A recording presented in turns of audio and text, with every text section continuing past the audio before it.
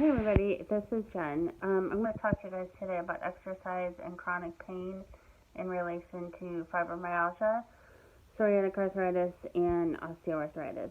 So I'm a member of various support groups on Facebook, and I will often make comments about how much exercise has helped me, and my comments about exercise are not always particularly welcome or popular. But it has helped me significantly. I will tell you that in the beginning I was extremely skeptical because when your physician tells you that the best way to combat severe pain is with moving more and you can barely move, that's completely illogical and you just don't want to risk it. But studies show that it actually does work. So, people with fibromyalgia, some of the reasons why it works is that it releases endorphins and it increases range of motion as well and helps build muscle. Unfortunately, fatigue feeds fatigue, and inactivity really does feed fibromyalgia pain. A body at rest stays at rest, and for fibromyalgia, a body at rest stays in pain. So to get started for exercise with fibromyalgia, I would recommend starting out slowly and actually asking for a prescription for water physical therapy is a really good way to get started because they can teach you how to do it safely. They can also do an evaluation to see where you're at, for where to get started, basically. Is really a good way to go. For me personally, when I got started, first of all, I thought my doctor was evil when she suggested this because I also have psoriatic arthritis and osteoarthritis, and I was in a lot of pain. I was sleeping 22 hours a day and needed a nap after taking a shower, and I couldn't put on my own shoes. So, I thought she was nuts. So what I did was I finally agreed to go, and it changed my life for the better.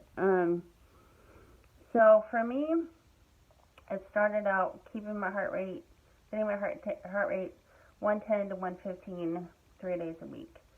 Now I exercise, get some activity 7 days a week to keep fibro fog at bay because fibro fog is something that I particularly struggle with quite a bit. And the best way to keep fibro fog at bay is exercise. Some of the studies that I've read have said it's because it forces oxygen into the brain. So that's what my physician and I have gone with. For me personally, I swim laps. I do backstroke because I have a really bad neck. And turning my head really isn't an option. So I'll swim laps for 30 minutes. I'll do 30 minutes of lifting weights in the water and then get into the hot tub. I also have a routine where I use the arc trainer for 15 to 20 minutes depending on how I'm feeling that day.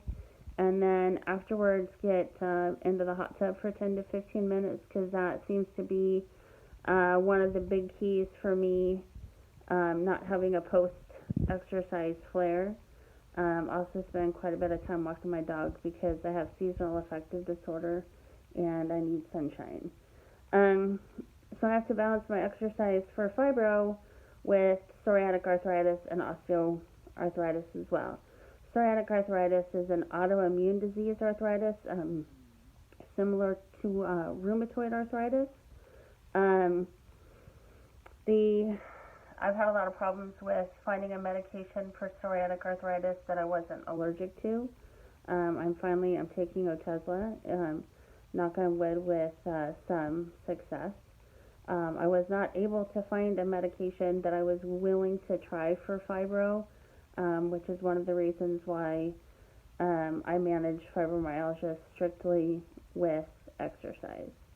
As far as psoriatic arthritis goes, my joints hurt quite a bit, and I have discovered that the exercise is extremely helpful for psoriatic arthritis as well. My goal has been to build as much muscle mass as possible and to drop as much fat as possible, because muscle holds joints in place, and it's a lot easier to move a strong body around, a strong disabled body around, than it is a fat disabled body around. And I mean, it actually has worked for me. It is easier for me to get around the more physically fit I become.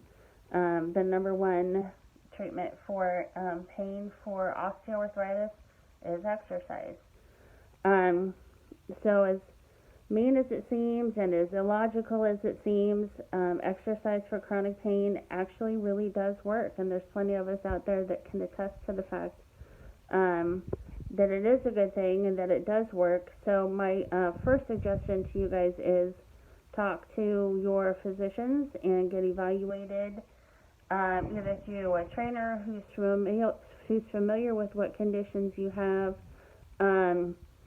and talk to or a physical therapist. Talk to your physicians about what they think you're capable of doing. That shadow's driving me nuts. There we go. So get evaluated by a professional. If you have access to a pool, even if you could just get in the water and walk in the water, that would be helpful. Treading water, walking in the water, floating in the water on a high pain day is extremely helpful.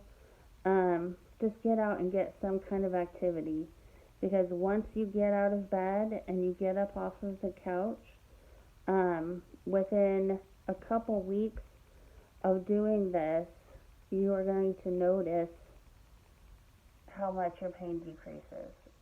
For me, I noticed within my first session of physical therapy that I had less pain. No joke. One session of physical therapy in the water, I had less pain. You honestly don't have anything to lose. The worst case scenario is that you're going to have a flare. So I highly recommend that you give this a try. At least give it a consideration. There's plenty of research that says that it works.